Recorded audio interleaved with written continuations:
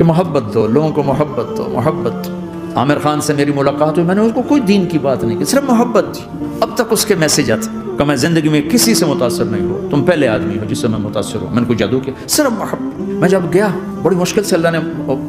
ملاقات کا کوئی راستہ ہی نہیں تھا، وہ مجھے نہیں جانتا تھا، میں اسے نہیں جانتا تھا، تو اللہ نے شاہد آفریدی کو بھیج دیا۔ شاہد آفریدی اس کی دوستی تھی، ہمارا جو کرکٹر ہے، میں نے اس سے فون پر کہا یار میری ملاقات تو کرا، اس نے ملاقات کروائی، تو اس نے مجھے کہا آدھا گھنٹہ ہے، آدھا گھنٹہ۔ جب میں پہنچا میکسیمم پونا گھنٹہ، ٹھیک، میں گیا تو وہ سہما ہوا چہرہ کہ بھائی مولانا آ گیا، پتہ نہیں کیا کہیں گے، بھائی یہ تو کیا کر رہا ہے، تو حرام کر رہا ہے، ناچ رہا ہے، گا رہا ہے، توبہ کر، ابھی تیرے لیے دوزخ کا فیصلہ ہو جائے گا، پتہ نہیں کیا ہوگا، وہ ڈرا ہوا۔ تو اب وہ بیچارہ ایسے بیٹھا ہوا، تو میں نے اس سے بیٹھتے فلموں کی باتیں شروع کر دی، اور تھوڑی دیر بعد میں نے محسوس کیا کہ فرام 60 to 72 جو فلم انڈسٹری کو جتنا میں جانتا تھا اتنا وہ نہیں جانتا تھا، تو اس کے اوپر میرے علم کا رو پڑ گیا، اس کی لائن کا علم تھا نا، تو حیران پریشان، جو واز تو ہو رہے، تو کبھی دلیپ کمار کی باتیں شروع ہو گئیں، کبھی راج کپور کی شروع ہو گئی، اور کبھی محبوب صاحب شروع ہو گئے، کبھی مدن موہن شروع ہو گئے،